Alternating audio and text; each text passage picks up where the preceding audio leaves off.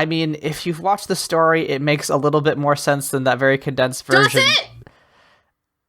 Does it? I want you to be honest. Whom among us... Leyla, whom among us hasn't had a bad breakup that resulted in you going semi-pro in your local blitzball league?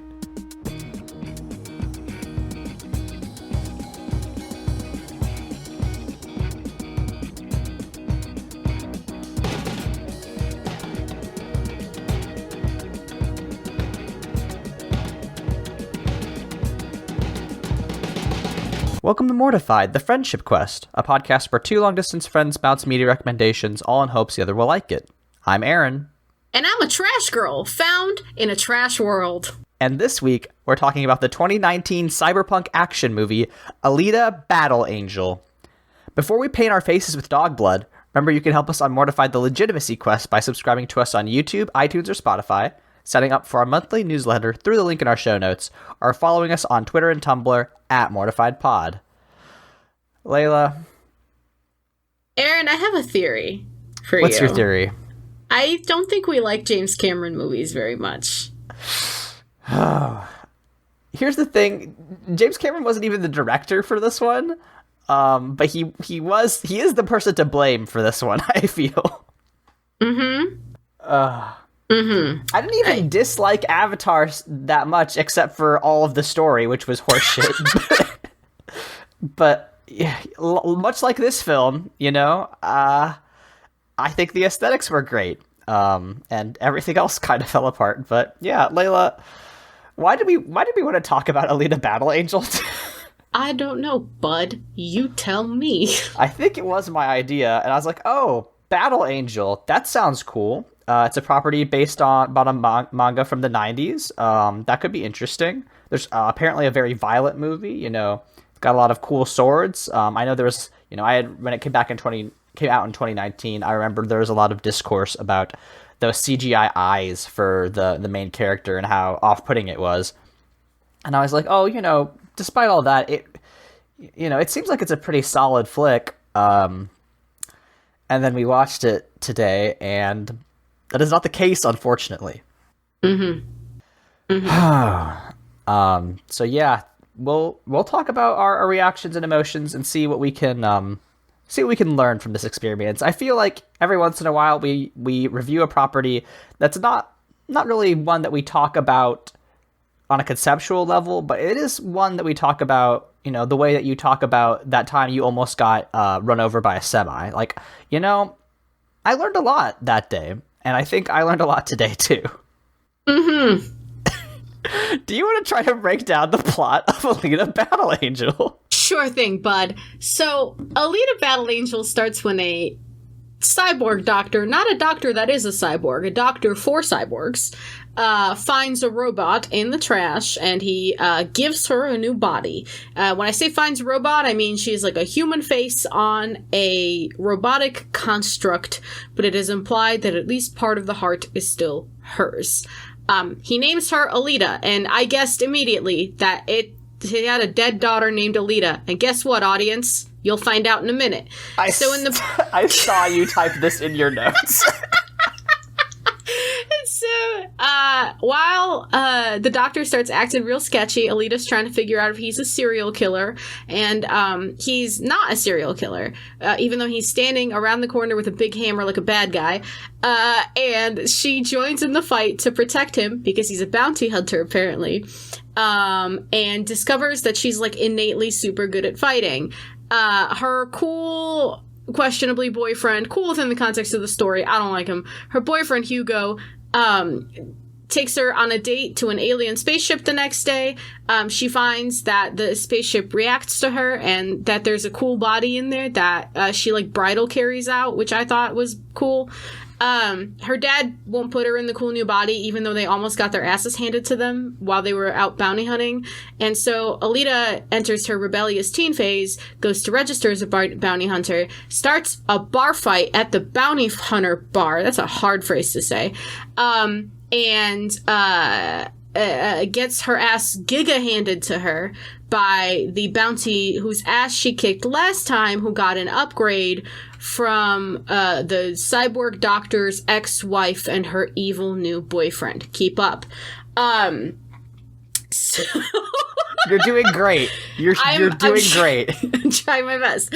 So, Hugo, the boyfriend, who has been, by the way, ambushing cyborgs and dismantling them for parts, realizes that what he was doing, stripping people of their bodies, is wrong because he's met Alita and he's in love with her now. So he's like, I'm not doing this anymore. So while Alita is trying out for the local roller derby football team, which is something she wants to do as kind of part of her teenage rebellion phase, but also because she thinks it's cool, and it was like a date they went on before, Hugo gets ambushed by one of the bounty hunters from the bar whose ass Alita kicked, and she like kind of humiliated him, and now he's trying to kill him. So Alita has to go save her boyfriend, but it's too late, and so her dad's ex-wife shows up because we found out that, hey, guess what, audience? It is their dead daughter's name.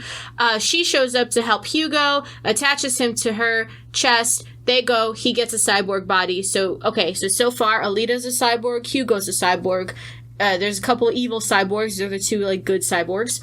Alita, galvanized by this, is like, okay, I'm gonna go after my dad's ex-wife's new boyfriend because he is being controlled by a rich dude in a sky city who is also controlling the big dude who keeps whipping my ass. I'm gonna go after this whole construct. And so while Alita's doing this, her dumb shit, stupid fucking boyfriend is like, I'm gonna run up this big cable to the big sky city, which is his whole motivation.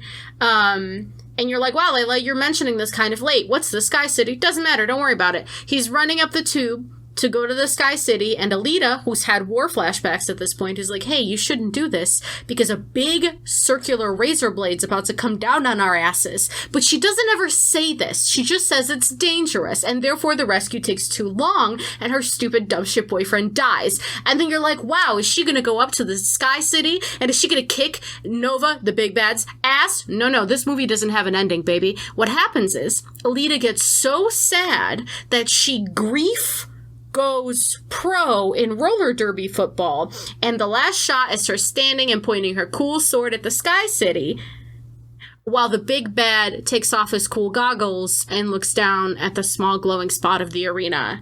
And then that's it, and a Dua Lipa song plays. How'd I do?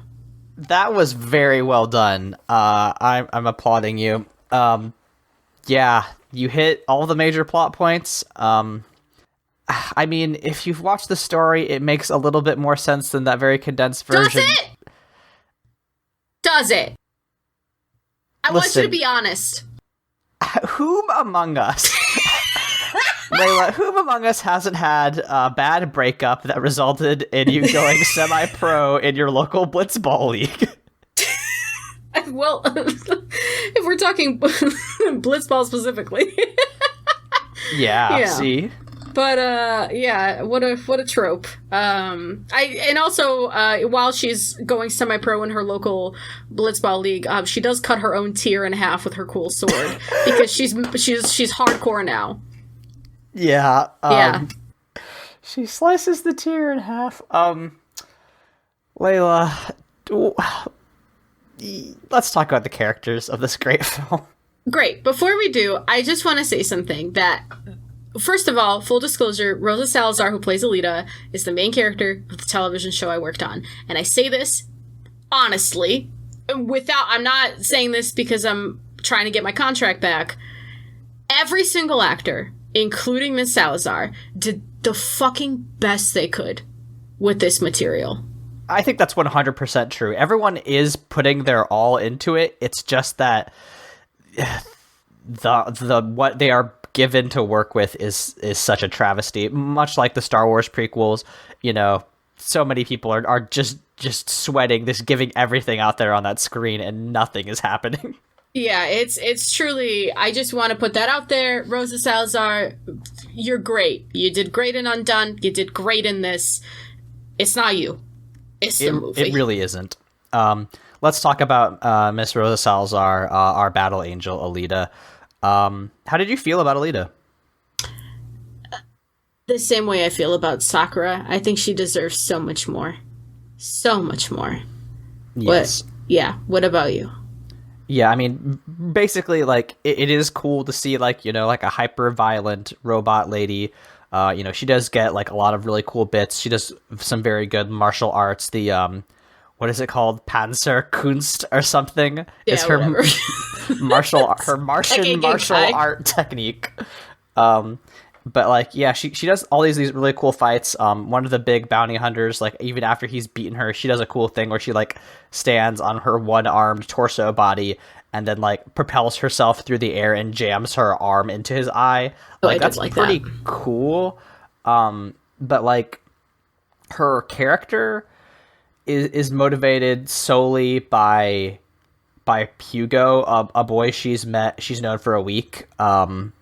And like, I don't know that this film necessarily falls into the Born Sexy Yesterday trope zone, but I mean, it's revealed throughout the course of the movie that Alita is actually a 300-year-old Martian battle cyborg that was trying to, kill a bad guy on Earth. And then she was just like in the trash for 300 years before she was found by this doctor. And she has amnesia, and like that already kind of, you get a tabula rasa, right? She's only motivated by things that we see, directly on the screen. And, there is something to be said for, not having backstory bog your story down, right? I mean, if we're talking about show don't tell, it is much easier just to be like, only the things that happen during the course of this story will motivate my character. The things that happen right at this timeline. But like, I don't think that this works especially well when Alita's primary motivation is to Hugo. I mean, she doesn't even feel super, she likes Dr. Ito a lot, but like as soon as he's like, please stop following me around while I get like hunted by all these crazy bounty hunters, she immediately goes full like 13-year-old. And is like, I'm just going to hang out with my boyfriend the whole time. And I think that sucks. I think it's a very boring motivation. I think that Alita, like you said, could have done so much more if she was given more backstory, and it's just nothing, unfortunately. The only thing she cares about is Hugo, and So my friend and I just started rewatching Sailor Moon last night. We decided that's going to be our post-hiking activities. We're going to start watching Sailor Moon.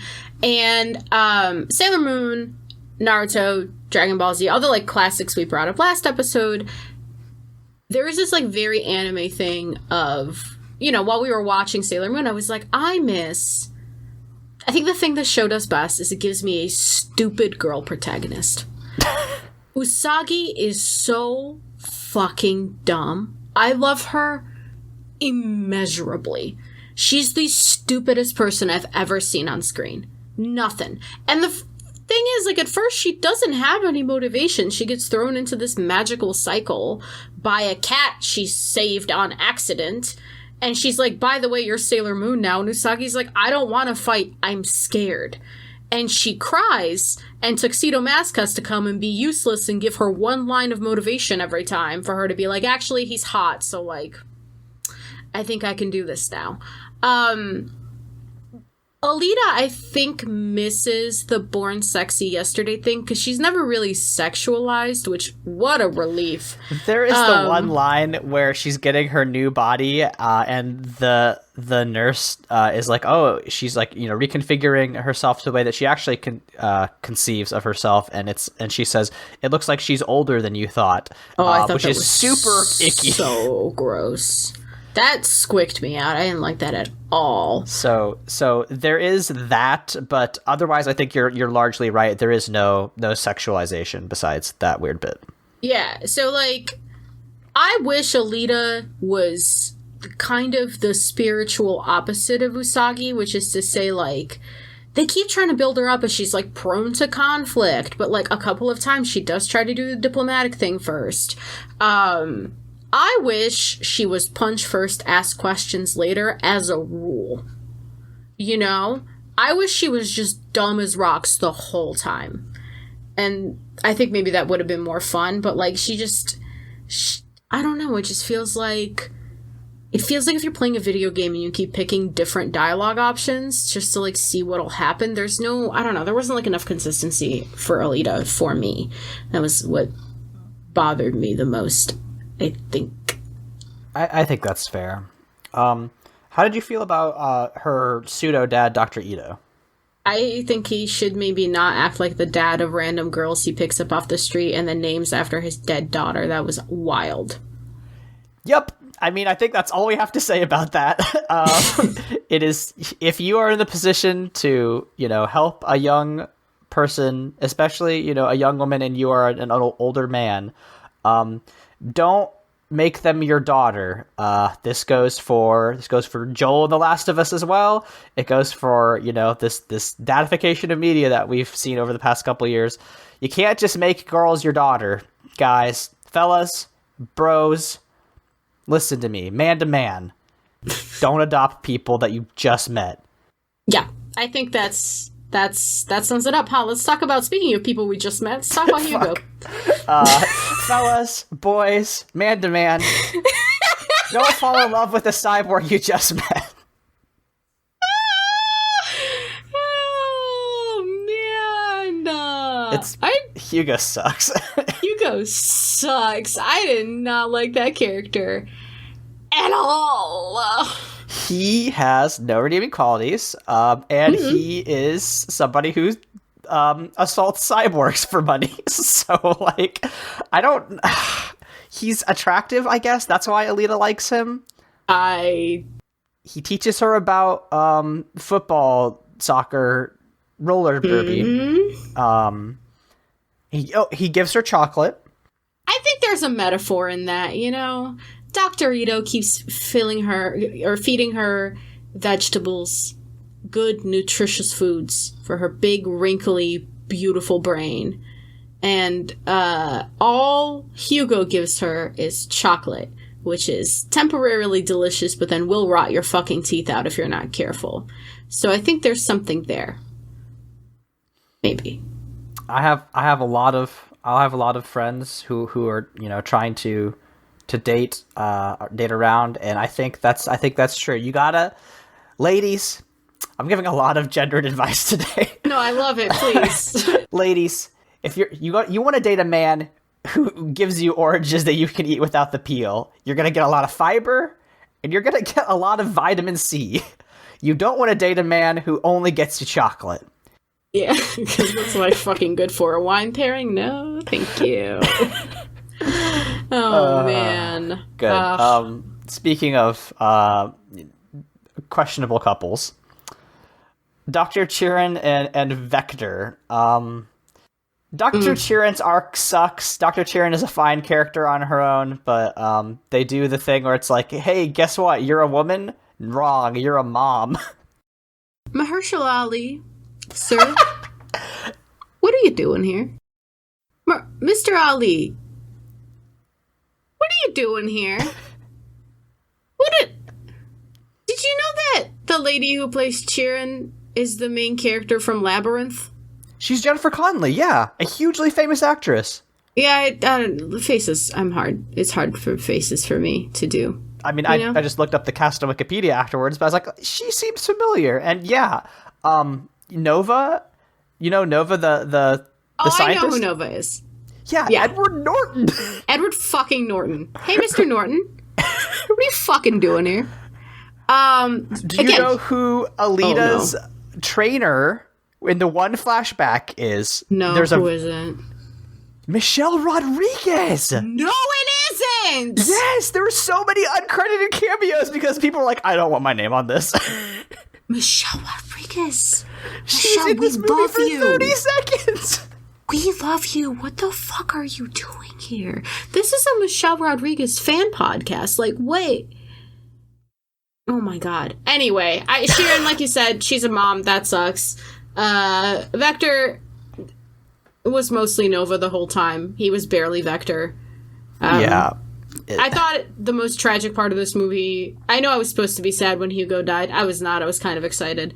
I thought the saddest part of this movie was that Vector didn't get to experience his own last moments as a living being, like he was channeling Nova, and that was it. See, that's a very profound thought, that maybe could have probably deserved a couple minutes of screen time, but I don't think this movie was interested in any of the actual complex ideas that it could have. Not that there were like a whole... Actually, I mean, the entire cyberpunk genre is full of pretty complex ideas, The ways that corporations sort of infiltrate and control our lives once they hit a certain critical mass. The relationship between prosthesis and, mechanics, and, how we use these technologies to augment our lives. And, sometimes it gets to the gross, like, oh, if you have a robot arm, you're less than human, which sucks. But, like, it still has something to say and to have a conversation about. And this movie basically gets rid of any sort of the genre's key themes, which is very disappointing. I think we've seen a pattern of people being very attracted to the aesthetic of cyberpunk and not really exploring any of its themes. I think that's been a pattern. And that's all I want to say about that. Let's talk about Nova. We don't know anything about him. He's like a evil space wizard. He lives in Zalem is the Sky City. Yes.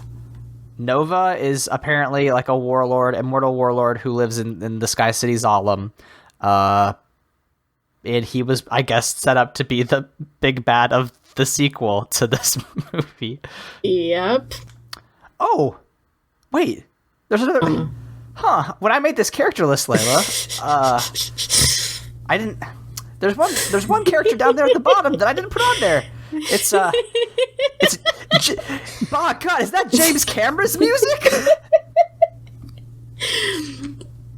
You can, much like a beautiful claymation movie, you can see Mr. Cameron's fingerprints all over this flick.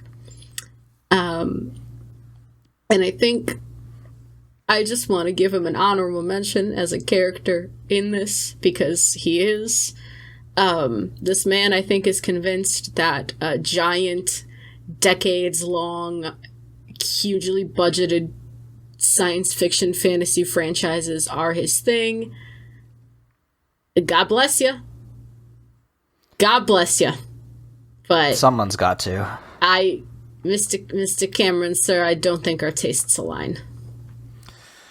Well, maybe Avatar 2 will change your mind, Leyla. Oh, yeah. If this podcast is still going, we're going to fucking midnight premiere, baby. I'm driving up to Indiana. Get ready. That'll be great. God, I cannot wait. Christ. So, we've talked a lot about the characters and plot of Alita Battle Angel. And I guess we've hit a lot of our main gripes, but, like, I was, I on Twitter... Sometimes people will... I follow various literary folks and people who are interested in media criticism, and I said this question in a DM to Leyla earlier this week, but I was like, Leyla, is this question that I'm about to ask useful when we're talking about media? And I feel like, at least for this property, it is. I think it's useful to ask, when you're reviewing a piece of media, if it succeeds at what what you think its intention is. And... I don't think, there's definitely media that, like, I think succeeds at its intention. Like, basically any piece of Christian media, despite how fucking garbage those usually are, do succeed at their intention, which is to evangelize. What is the intention of Alita Battle Angel, and does it succeed? Because I think my personal answer for the second one is no. But what do you think it's trying to get at here? I don't know. I think you made a very, very interesting point in your notes, which is like, this is a weirdly conservative movie. Like, it's kind of pro-Second Amendment. It's got some, like, just some weird shit happening. And I think this gets down to the heart of, like, I think my beef with James Cameron movies, especially recent ones, I should say. I haven't indulged in his older work, but he did Titanic, right? Yes, Titanic. Yeah, I think Titanic is probably fine. I like Titanic. Titanic's a fine movie. I think his more maybe recent works I have more of a gripe with, and I think the thing the reason I have trouble guessing intentions of this film, and even of, like, Avatar, is because I think he's too wealthy to be connected with reality at this point. And so, even if this movie was going for themes of, like, love overcoming, bodily autonomy... Actually, do you know how we can fix this issue of me not knowing what this movie is? I'm gonna watch the trailer right now, because the trailer is supposed to fucking tell us what this movie is going for. So let's do that. Okay, so we watched the trailer. What I think this movie is going for is an underdog threatening the natural order of a, like, grimy, shitty undercity, and then, like, a cool, sick sky city. I don't think it did that. Do you think it did that? No, there was a lot of focus on the relationship between her and Hugo and, you know, trying to figure out who she is. The revolutionary themes in the trailer, you know, were not really present throughout the rest of the movie. In fact, a lot of the movie was them trying to uphold the standing order and get to Zalem, the Sky City. Sorry, listeners, if it sounds like my whole headspace has changed, because I found out that the original trailer for this movie contained a cover of the Linkin Park song New Divide, which was created for a Transformers movie, which is extremely funny and good. Made even funnier by the fact that the director of this film is Robert Rodriguez, who was a producer of the original Spy Kids. There was a lot of Googling happening. Oh, wow. Okay. So we talked about just now how everybody is trying to get to the Sky City of Zalem, right? Mm-hmm. And it was at that point, because one of the major plot points, the reason that Alita goes pro in Blitzball or whatever, is because whoever becomes the grand champion automatically gets sent to the Sky City, because they're the hero of the Undercity or whatever. And it was at that point I was like, oh, this is just the plot of the Supergiant game from 2016 known as Pyre, which is very much like you play basketball, and if you do good, you escape purgatory. Pyre is a great game, you should all play it, but I was like, why is a Pyre a fun and good experience and this is not? Pyre, hey Aaron, in Pyre, what does the Commonwealth look like? Yep. What's the downside like? Like, as generally the entire thing, not just the snippets we see of it. What's the downside like? Okay, good. Who was your favorite companion? Oh, in Pyre? Mm-hmm. The big horn lady. Great. Did you see how fast you answered that question in comparison to the setting ones? Yeah. It's because Pyre spent time developing character relationships, and it just gave us vague ideas of the setting.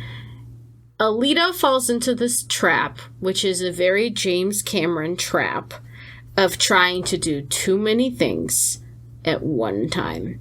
It's trying to establish Iron City, it's trying to establish Zalem, it's trying to establish the rules of the world, while also trying to establish this Romeo and Juliet velocity romance, and also adoption. I think that's fair, yeah. There's just so much going on in Alita, and I mean, it's not, 2 hours is not necessarily a short movie, but, like, we've watched longer stuff for this, and, like... 2 hours, you poor sucker. I had that shit on 1.25 speed. That's true. You did a smart thing, and I should have sped it up as well. But, yeah, there is just so much stuff going on. You have to do all this world building and, plot layering, which really kind of muddles the messages you're trying to get across and, leaves you with weak characterization. And unfortunately, that's what we got, and that's why we're disappointed, I think. You do have a point in your notes where you talk about how you'd like more of the thing that happened in the recent Ava movies, which is where they just take, like, a long moment to just do, like, a slice of life for the characters. The first 40 minutes of the new Evangelion movie are just Shinji, Asuka, and Rei, like, being in this village. It's Rey endearing herself to these farm worker ladies and like kind of getting a sense of autonomy. It's Shinji being Shinji, so being depressed. But at the same time, you get to see his like old classmates interact with him and kind of how people treat him outside of the Ava program. And then Asuka finally meets somebody who like ignores her trying to use her body for attention and sees past that and is kind of like he's not really like a mentor, but almost like a brother figure to her for a little while. That's how it ends up working. Like, she's just like nude all the time, and he's like, fucking cover up. Like, what are you doing? It's Evangelion. Asuka's. Yeah. But that's what I wish I had 40 minutes of, was just like Alita becoming part of Iron City. Right. Kind of in the way, I don't know if you saw Luca, the new Pixar movie, but Julia, my beautiful, sweet baby who I love with all my heart, like every time Julia passes by on her bike, everyone knows that's Julia. She's making a delivery. And everyone knows how to react to her because she's such like an ingrained part of the village life. And like, I wish when we met Alita, there was like at least a little bit of her being part of the city, right? Like being part of the like local, I keep wanting to call it Blitzball. Motorball? Metal ball? Yes, Motorball is the right one. Motorball. Like, being part of the Motorball League. Being part of the landscape. Everybody knows her as, like, Ito's daughter, which maybe would have made the reveal that he had a dead daughter named Alita a little bit better, maybe a little bit more impactful. Like, she gets there, and then immediately the plot, like, I don't know. There was no attachment for Alita. And then it made it hard for me to attach because she is the point of view character. Yes.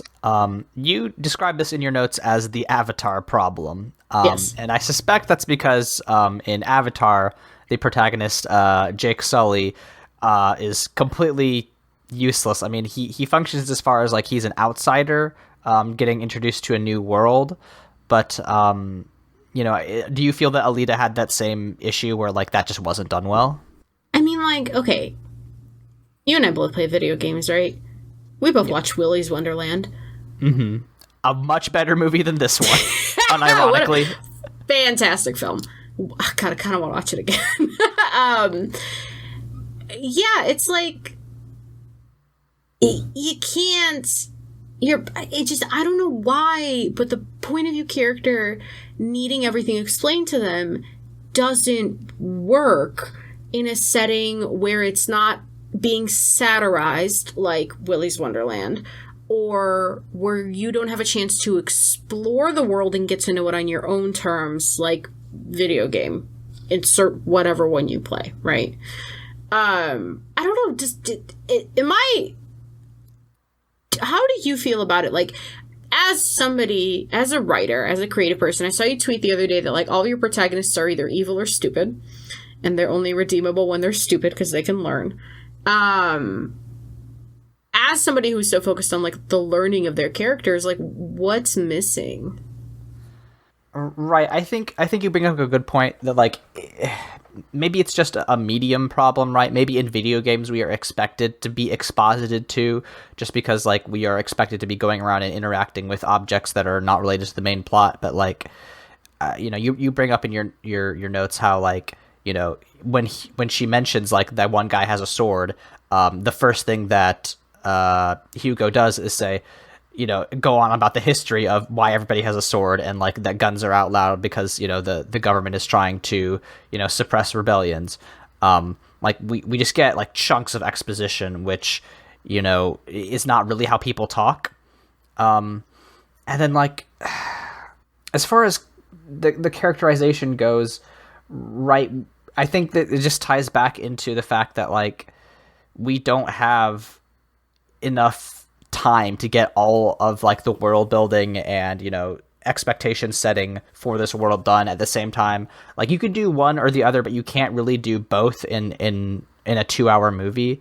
Like, so that way we get these characters that fall flat. Like, we get Alita, who does have a character arc kind of, which is He that has an arc blade. yeah, I guess that's true. She does have a cool plasma sword at the end, but like, you know, she starts out, you know, wanting to know who she is. She then, but then like she finds out who she is, and then her new arc becomes, you know, make a life with Hugo, and her arc ends when Hugo dies. And that's like Rip. kind of a weird way to do a character for this sort of thing. Like, I'm not saying that characters can't have multiple arcs, but it is a strange thing to try to get your audience invested in such a short time. And I don't know. I don't know that this film was really interested in trying to deliver a very strong and narratively focused protagonist, I guess. This film wanted to be an anime so fucking bad.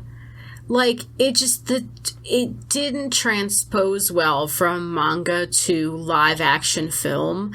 It, like, when Alita asks her dad to put her in the cool new robot body, he says no. She just out of nowhere smashes a cart next to her, which in, like, us watching somebody do that in a quote-unquote flesh body that we understand as like a three-dimensional live-action thing reads weird. I kept thinking of the Brotherhood movie or the Fullmetal Alchemist movie that we watched, because everyone keeps acting like an anime character, but it looks weird when you do that in a real body. And like, I kept thinking about it too when they were having the bar fight. I'm like, this is a bar fight where people should be getting like yeeted into walls. This is a bar fight that requires anime reactions. It requires a nani, you know, like a like all of the tropes that we love. And like, I'm so glad you brought up the dialogue, because like, man, I don't know. Ask me how my day is. Leyla, how's your day? It was fine before the water wars began. You know, a couple of years ago, we would have just been able to go down to the local water fountain and get a drink, but now you gotta go over to... I'm pressing X. I'm pressing X so hard. Yeah, so it's just like... But like in an anime, for some reason, when you have two characters about to face off, like it kind of works, right? Like you get all this like expository dialogue. We've seen it. We've watched Naruto, you know, like it works. When Sasuke's like villain monologuing for no reason, you know, it doesn't work when you're watching like real people do it. It like the whole movie feels so awkward to watch, and it's so distracting from whatever it's trying to achieve. And again, it sucks because you're watching good actors give it their fucking all, and you're like, I wish this was better for you. Yeah, for all of us involved. You know, I wish that we had got... It's so hard to adapt that level of melodrama to a 3D like physical representation. And we watched Jupiter Ascending. That's true. Give this to the Wachowskis. I think the Wachowskis would have done a great job with this. I think they understand like getting the right level of like over dramatic, you know, dialogue and world building, but also getting across understandable characters, right? Jupiter has a similar arc to Alita in that, you know, she's, you know, a fish out of water, but also has a hot boyfriend. But, you know, Jupiter's whole deal is just like, yeah, I'm interested in this guy. And I think they spend so much more time developing that relationship because fucking Channing Tatum's not monologuing at her half the time.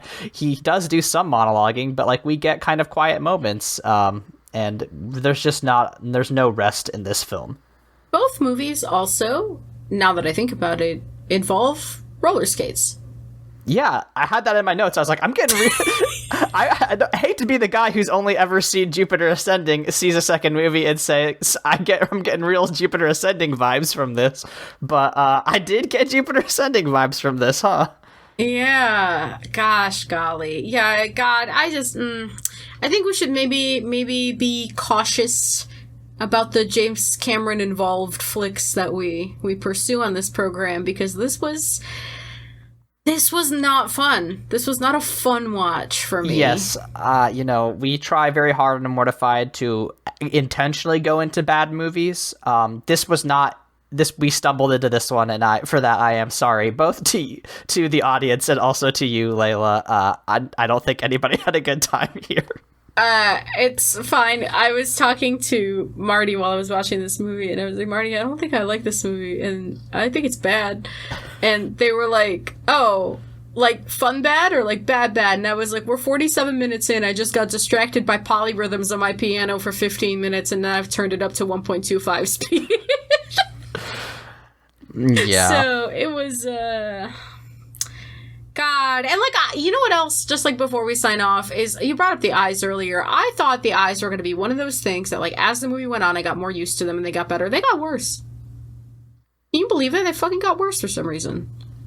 It was weird. I don't know if it's because they kept zooming in on them, or like we kept getting close-up shots between her and Hugo, and like having him like explore her arms and her talk about how much more touch sensitive she was. That's fucking sucked. It's my second least favorite scene in this movie. Yeah, the first terrible scene, most terrible scene, is where she literally gives her heart to Hugo. It's just the worst. But yeah, it was hard. Uncanny Valley all the way down. It needs to be an anime. That's the thing, is like when I read about the eyes, they were like, oh, you're just trying to make it look like the anime. Everyone else in the manga has normal proportionate to like manga people. What are you talking about? Rosa Salazar's eyes are already fucking huge. A fact I intimately know as somebody who's been drawing her for a year and a half. Like, she's big eyes. She didn't need this treatment. She's plenty expressive on her own. We're sorry they did you so dirty, Miss Salazar. Miss Salazar, you're great. You did a fantastic job in Undone. Watch season 2. So we can get renewed for season 3. Yeah. I'm out of thoughts. How about you? Yeah, I think we've come to the end of the road here. Leyla, thank you for enduring this film with me. I'm glad that we were able to at least talk about it for 45 minutes, so it wasn't for nothing. But if you want some actual interesting conversations and thoughts about media and, you know, other things, you're a complicated, multifaceted person. You don't just talk about media. Where can people find you on the internet? I'm at LEYLSES on Twitter and Tumblr. I'm unemployed now, so I'm just kind of vibing. Aaron, what about you? You can find me on Twitter at AaronSXL. You can listen to the other podcast I do at The Bible Boys. We just watched the 2005 Ridley Scott Crusader drama, Kingdom of Heaven, which, much like this film, with a very well-known director/producer, maybe didn't need all of its weird character moments. There is an overlapping actor between Alita and Kingdom of Heaven, and now I cannot remember who it is, and I think it's Edward Norton. It is Edward Norton, you're correct. Yes. Edward Norton plays both the bad guy in this one and the king of Jerusalem in Kingdom of Heaven. Both of these roles are uncredited. Edward Norton knows. He's like, nah, I'm gonna actually keep my name out of these ones. Sorry, y'all. Oof, oofa, doofa, doofa. Mr. Norton, we're behind you. Michelle Rodriguez, you too. We're behind you. Hang in there, girl. God, you can listen to the person who makes our theme song at keshko.bandcamp.com. Our theme song is Obsolete by Keshko from the album Filmmakers Reference Kit Volume 2. Leyla, when we are about to depart a podcast that we have left in a smoking metallic ruin, what do we tell them? Pooh, I'm gonna need you to stand way back. We'll see you all next time.